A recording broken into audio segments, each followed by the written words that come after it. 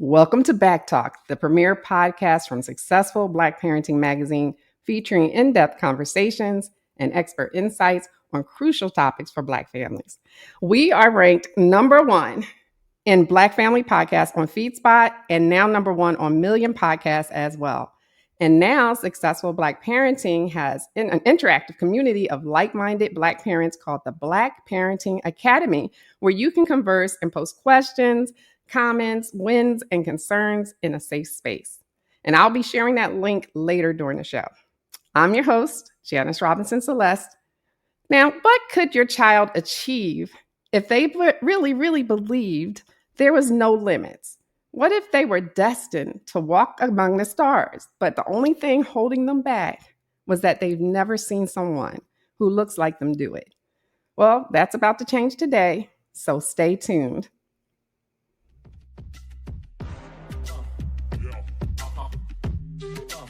This is BACKtalk by Successful Black Parenting Magazine, the most listened to podcast for parents by parents.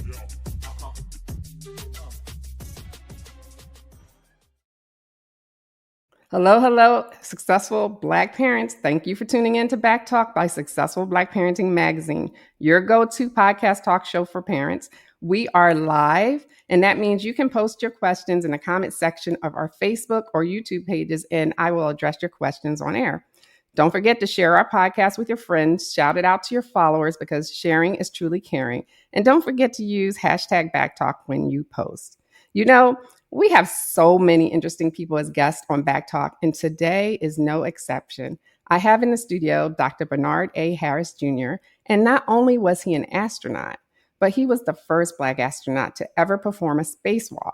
He's done that and so much more. Let's welcome Dr. Harris to the show. Welcome. Thank you, Janice. Glad to be with you. Well, I gave you an introduction, but you've done so much and you're involved in so many new things now. Can you introduce yourself and tell us, what inspired you to also become an astronaut? That's two questions, but let's start with just introducing yourself. Well, sometimes I like to start by saying this, that I am a physician, so you've already talked about that, who became an astronaut, who then became an entrepreneur, who then became a philanthropist, who then became a whole bunch of other things. And I say that to sort of link all of those things. My dream of doing all those things came about because in 1969, I saw Neil Armstrong and Buzz Aldrin land on the moon. And when I saw that, I got excited about the possibility of traveling in space. And so that's how it all began. All right. That's amazing. And you didn't let anything stop you with that thought. You didn't look and say, well, I've never seen a Black person do it, so I can't do it. So did you grow up with that mindset that you could do anything? Well, let me take you back to the 60s, right? Yeah. I was 13 years old. Prior to that, we had the civil rights movement that was happening. I got to see that. I was old enough to see that unfold before my eyes. And on that black and white television that I saw men doing the first feats and going to the moon, I could turn the channel and see our folks, Black people, struggling for our identity and for our rights. Mm-hmm. And so sometimes I said, this, I can't imagine, what was this young 13-year-old thinking? We can see where I'm aspiring to be an astronaut, but yet my people are struggling. And I think I came to the conclusion that even though I didn't see anybody who looked like me at NASA, even though we were struggling, that I'm going to do it anyway. All right. That's what I'm talking about because that's important. It's so important because, if you don't see someone who looks like you and you still have that mindset and then you actually did it. And it's, for people who are watching who don't know, it's not easy to step into NASA and say, I want to be an astronaut. You have to be an exceptional person to be chosen for that program. So I read you were a pilot, you scuba dive, you did all these wonderful things as well as being a physician. So how did you get into NASA to start with? Like, what did you just say? I'm just going to apply and see what happens. What happened? So when I got to high school, I had to decide on, what field I was going to go into. And I had been doing research at NASA. I found out that there was a doctor by the name of Joe Kerwin who worked as a astronaut, who eventually he was a flight surgeon and then eventually became an astronaut. And I said, that could be my path. So then I left high school, went to University of Houston as a pre-med student in biology, and then Texas Tech Medical School, and eventually did a fellowship at the Mayo Clinic, and then some other fellowships that allowed me to amass the expertise that I could then be considered to be an astronaut, have the qualifications to apply. Every year or every 2 years, NASA sends out a call for astronauts. And that year that I applied, which was, as I've said with the kids, 1990. So that was a long time ago. Oh, wow. And there were 6,000 applicants who applied, and they selected 23 of us. Wow. And once you are selected, you go through a year or two of basic training, and then eventually you are then assigned to a mission. That is fantastic. So when you look up at the stars, what do you think? I mean, you have to have a different perspective. Well, certainly, as a kid, one of the other inspirations for me was looking up at the heavens and seeing those lights appear and saying, I want to go travel. I want to go see what those are. I want to go there. So I think you alluded to it earlier.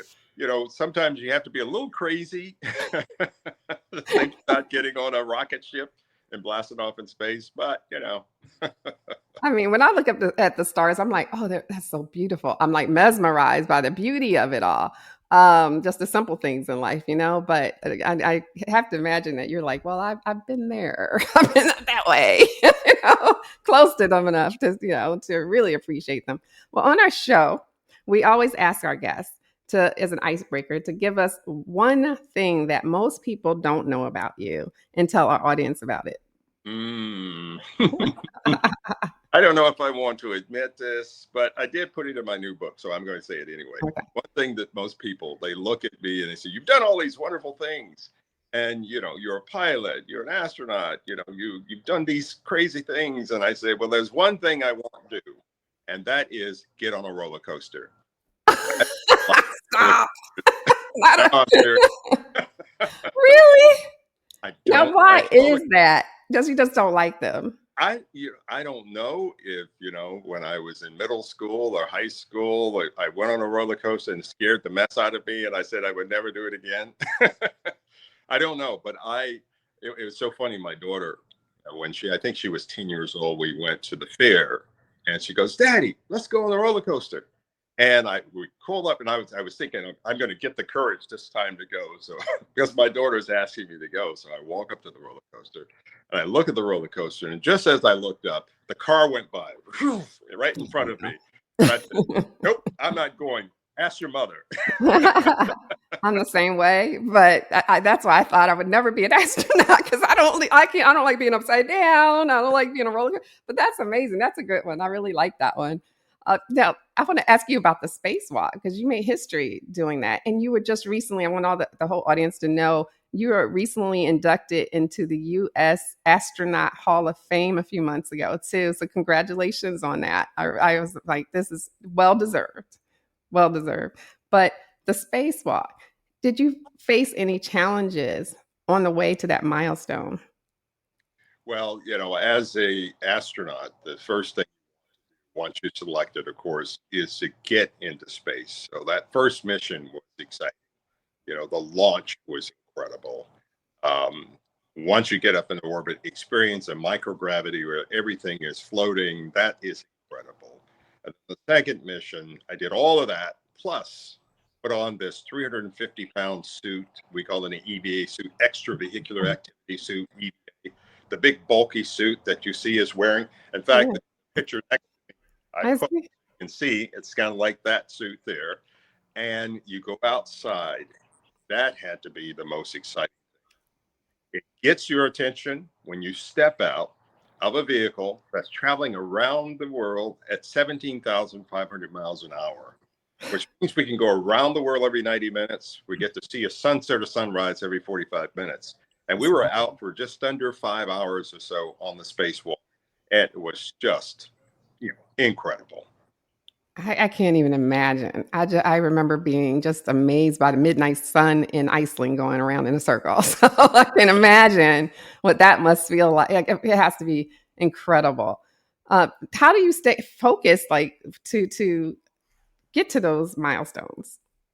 Yeah, I think it is being determined to do something and having the stick to itiveness that once you set a goal in life or have a dream in life to say, I'm going to do that no matter what. When I talk to young people, I say, if you ever need to decide on what you want to do, a decision that you have to make, you may see somebody doing something like I saw Neil and Buzz land on the moon. And I saw that and I said, hey, I want to be an astronaut.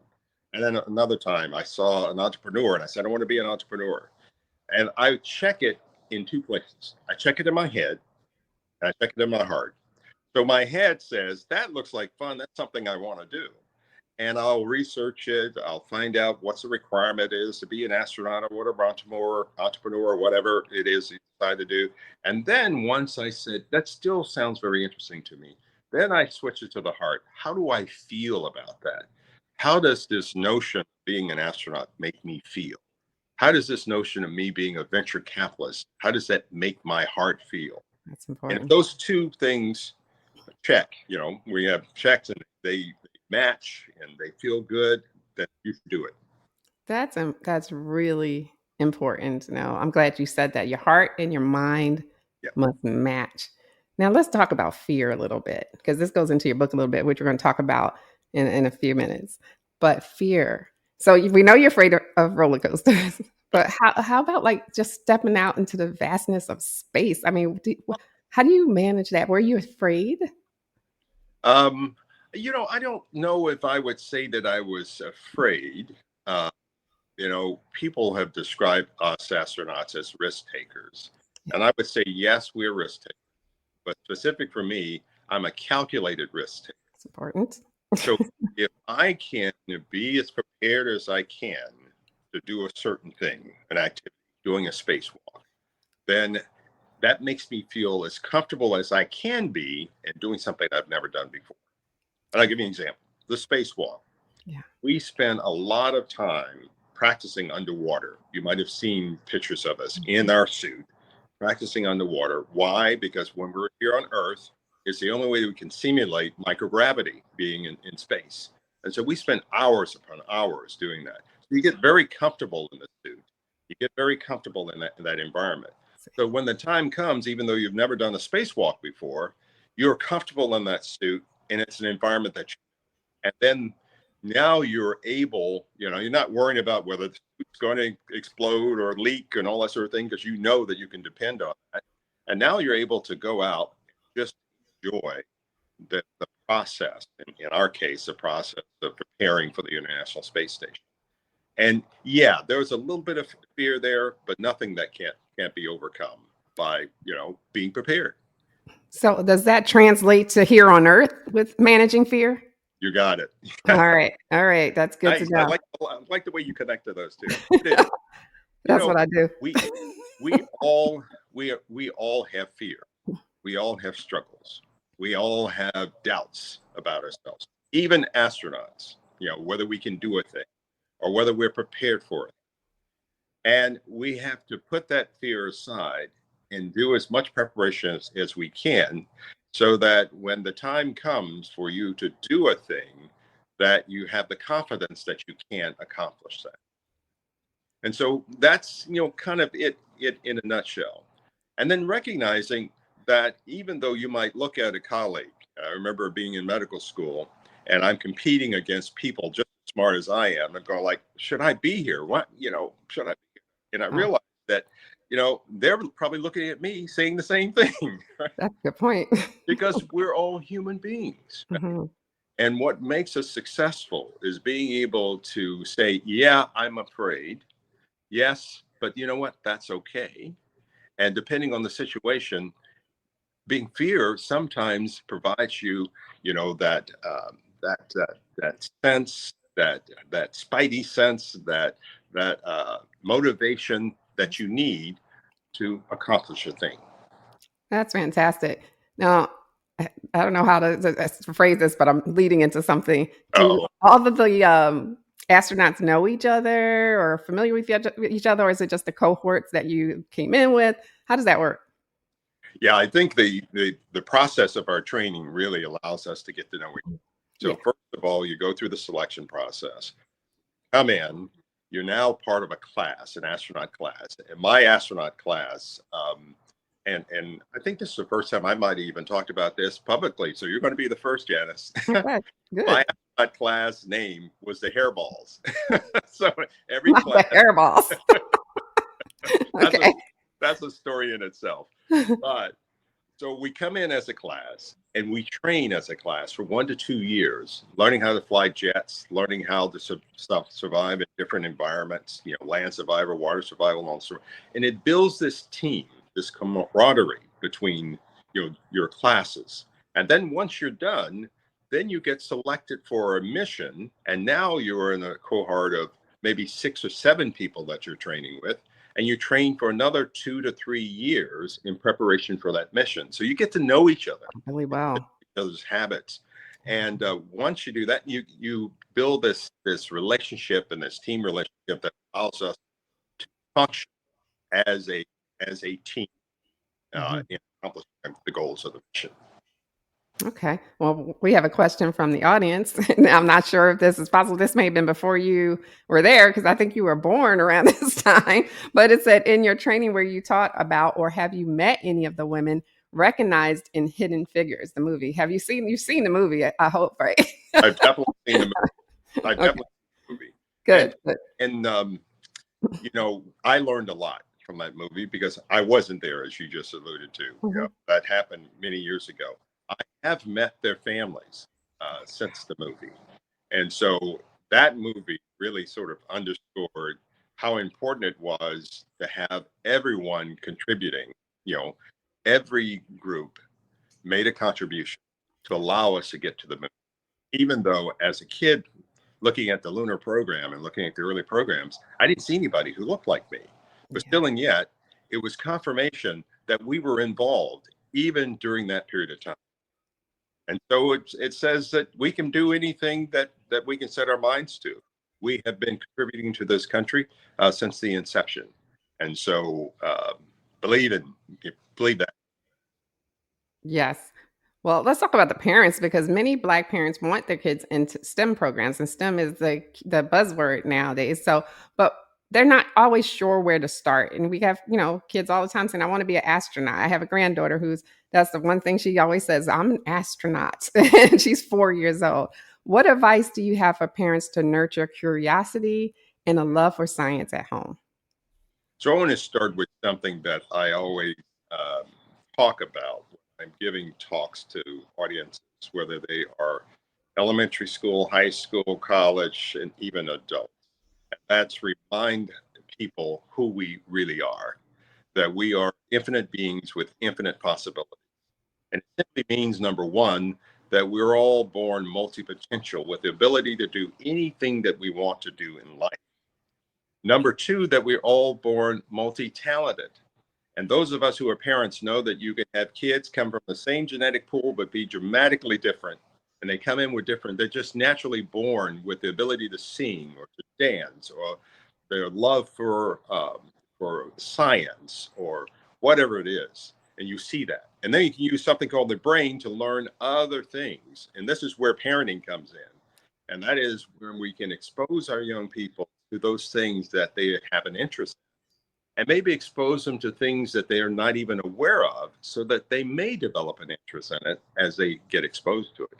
And then number three on the infinite being with infinite possibility is that we are all born for a reason. And if you approach life with this notion that there is something or some things that I'm going to do in this life, it brings a different meaning to it. It brings a different urgency. You become more intentional in how you go through your day. Absolutely. That was a great answer. Thank you for that. You've led national programs to improve math and science education. What do you think is still missing when it comes to STEM access in schools, especially in our Black communities? Yeah, that is a great question, Janet. And to me, it's about the quality of education, and particularly in inner cities in our rural communities. We need to make sure as parents, as policy makers, that we have high quality, or let me say it differently, that students have access to high quality STEM education wherever they are. So that may mean that we go and we're present at the school board meetings to ensure that. That may mean that we bring programs. There are STEM programs and after school programs that we make sure that those are available to our kids. And if they're not available in the schools, then we go find those programs so that our kids can get exposed to those. And that the bottom line is, why is this important? Because in the 21st century, which I remind people is now, we're in the 21st century, technology drives everything that we do. Yes. In the 21st century, most jobs, I would be able to venture to say 100% of the jobs require expertise in math and science.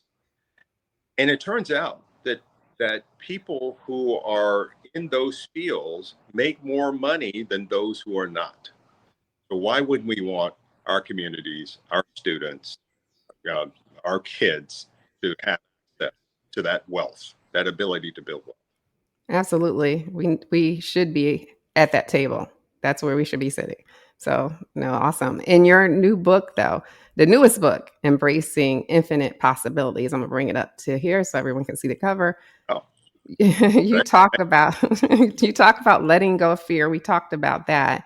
How can we as parents teach our children to push past fear and to believe in the potential that we talked about? yeah. I think reminding them, number one, of who they really are, that infinite being with infinite possibilities.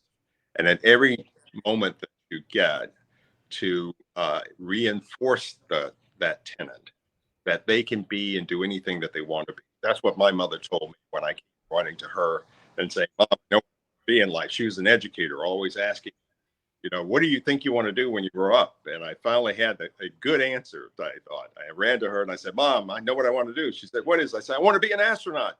And she did like most parents do. You go, oh, well, that's nice. Kids come to us and they tell us they want to do this or that. And we sometimes don't take the opportunity to reinforce that. And I remember distinctly, she said, that's nice. And was starting to turn and walk away. And I think she realized exactly what I'm telling you. Now, wait a minute, this could be an opportunity. She turned around and she said, that's good. And guess what? You can be and do anything you want to be in life. That's reinforcing the positive. And we need to make sure. Then we need to provide an environment that is nurturing for them emotionally. People forget about that. Kids need a lot of hugs. They need a lot of touching. They need a lot of reinforcement. And then bring those programs, expose them to things, to the science, take them to the science museum and to the zoo, and expose them to different things. These days we have the internet, so you can access just about anything, and be intentional in being online with them to expose them to the things that we want them to be exposed to, and that they may have an interest in. Does that make sense? I hope Absolutely makes sense. Yes.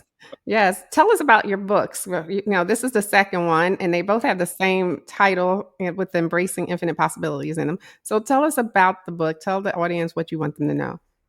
So about 10 years ago, I wrote the first book, which was Dreamwalker. And it really was a memoir. So it was talking about my life.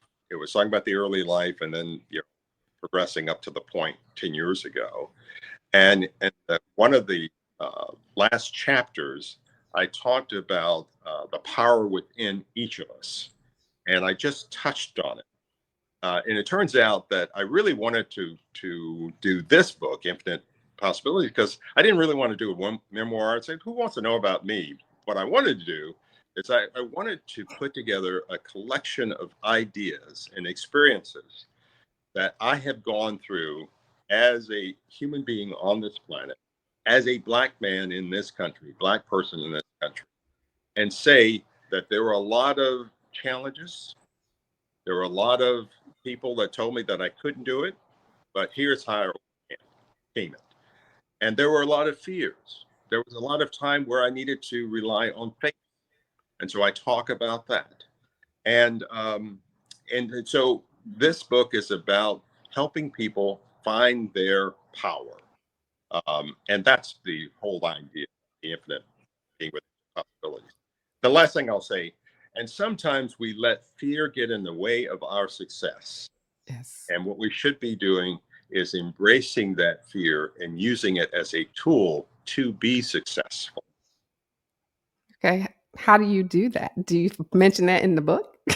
I do. Good. So get the book, everyone, so you please, can figure out how to manage it. please get the book. And then we, on our website, the harrisinstitute.org, I also add some additional, if you go to the section that talks about the book, for each chapter, actually gives some additional insights and learnings for each chapter. And one of those is about faith. One of those is about overcoming fear. Okay. And the book is available now? The book is available in any of the book outlets, Okay. Amazon, books.com, you name it, they have it. And it's both audio and also in print and, Okay. and digital. Are you narrating the audio version or someone else? Unfortunately, yes. Not unfortunately, yes. No, that's great. That says then people can hear from you and hear your voice. And then parents can even share that with their kids, especially if you say something very poignant that can relate to them. I like that idea. That's fantastic. You've mentored countless students over the years. You're a mentor. Why is representation in STEM so important? We talked about having a seat at the table, but especially now we have AI and all these new technologies that are coming on board. We didn't have electric cars about a decade or so ago. Well, we did, but they weren't available like they are now. And now the whole AI is just so interesting, where it's starting to seem like it's sentient, but it's not quite. But it's taking over. And I read where ChatGPT tried to hide itself on servers. So we're in a new world. We're totally. Why is this important for Black parents and to find mentors, especially like you, in the tech industry and that are astronauts, that are on the cutting edge of science? So you've mentioned something that's sort of dear to my heart, and I go back to what I talked about, the importance of STEM. Remember, I said a minute ago that technology drives everything that we do, and Yes. one of the leading technologies is AI. Mm-hmm.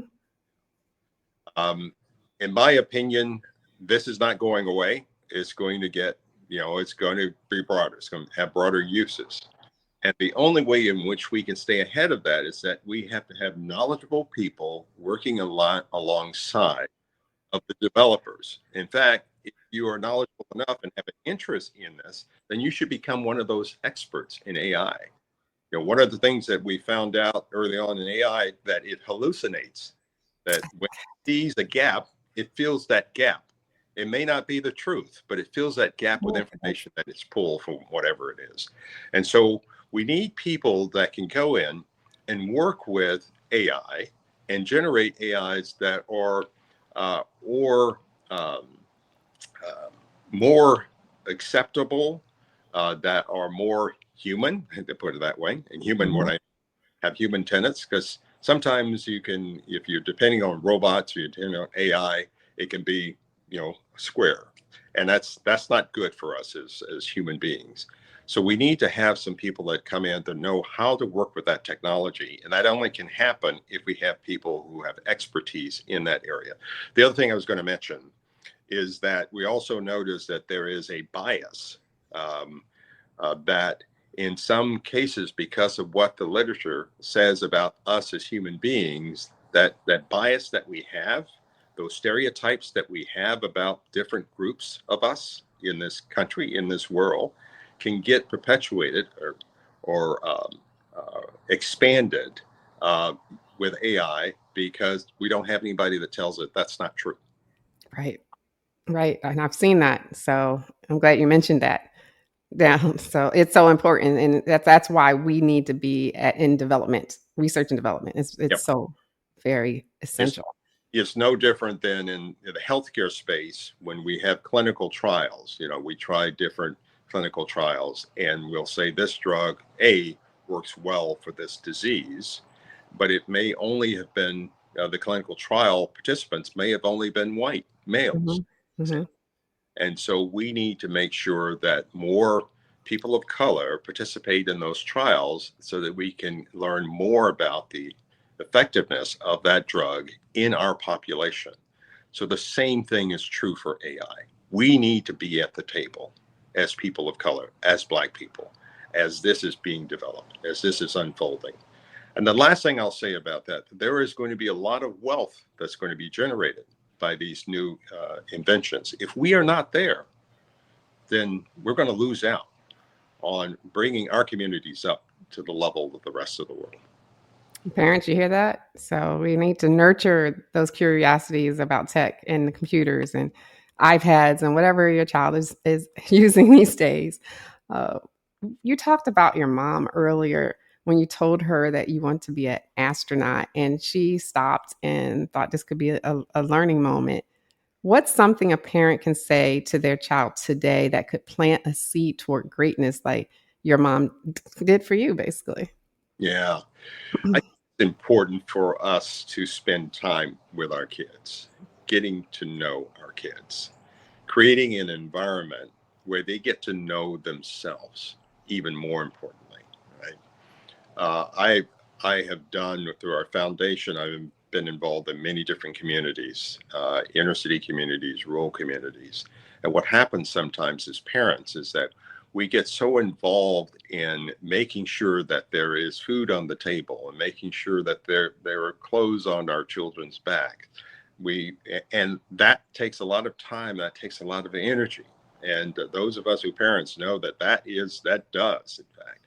But we also have to pay attention to our children as equally as important. We've got to be there for them emotionally so that they won't be left out. So that when they have those questions about themselves, who they are, what they might want to become, that we're involved in that we're bringing them the necessary nutrients that they need in order to grow.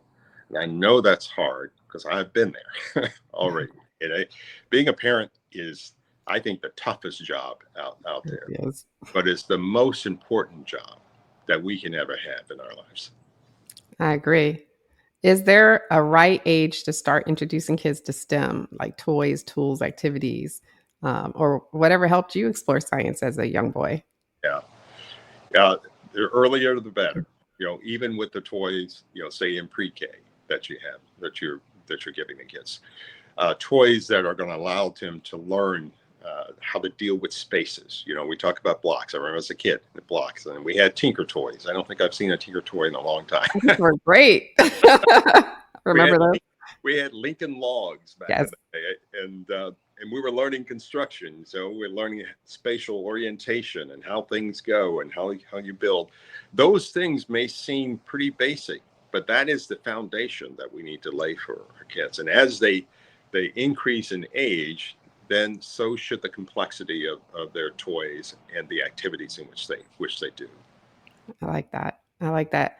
What legacy do you hope to leave for the next generation through your work in space education and beyond? Oh, that's a deep, that's a deep question. Can I answer the question this way? All the things that I have done, or let me say it differently, out of all the things that I have done, the thing that I think that I know I value the most is giving back to the community, and particularly to our community, to make sure that I am paying it forward. And no matter what we do in life, if we are paying it forward, it is the best investment that we can make. And I'll give you another analogy. When I left NASA, I started a venture capital firm called Vesalius Ventures, and its focus is in telemedicine. So we invest in technologies that bring healthcare directly to patients and connect patients to doctors and the like. And so one of the things that I love doing is talking to entrepreneurs. They come to me with their ideas about what they want to do, and they're looking for money, they're looking for advice, and I'm providing that advice. And the reason I was drawn to venture capital is just because of that. I've got these young minds, whether they're 20 years old or 65 years old, because I can't tell you, every entrepreneur that comes through my door is excited. They have that youthful energy in that. And my job is to nurture that, because if it works out well, it's going to work out well for them. It's going to work out well for their families. It's my investment in them, monetarily and also emotionally. And that's the same way I feel about investing in young people, whether they're in high school or college or young adults. That's great to get. I'm so happy that you made it and you reached back, you're giving back. Would you say that is your greatest mission so far out of all the things you've done? Not only do I call it my mission, I call it my ministry. Your ministry. I can relate to that. Your ministry. I come from a long line of ministers. Okay. Probably 2 generations of ministers. And even though I'm not a minister myself, I look at this as a mission, as a ministry. I totally can relate. Successful Black Parenting Magazine, I always say, is my mission. So it will continue to go on. So tell our audience once again where they can follow your work, your books, and the incredible programs that you do lead. So you can get both of the books, The Dream Walker, the first one, and also Embracing Infinite Possibilities at any of the book outlets. And again, it's available audio, digitally, and please take an opportunity to get. And then also go to our website, and that is theharrisinstitute.org, theharrisinstitute.org. And you'll see some of the activities that we've been doing as an organization, and also some more details on the book. Fantastic. Thank you, Dr. Harris, for coming on BACKtalk today. It has been my pleasure. I've had a good time. I did too. It's fantastic. All right. We'll talk later. Hang out backstage for a minute. Okay. And a big shout out to all of you watching the video today, the replay that you'll be watching later. This episode of BACKtalk is by Successful Black Parenting Magazine. Be sure you follow us on social media. Click on everything, follows, likes, ads. All of that helps us to thrive as well, so that we can help you too. I wish all of you the best and much success. Take care, and thank you for listening, everyone. Thanks for tuning in to BACKtalk by Successful Black Parenting Magazine. We'll see you soon.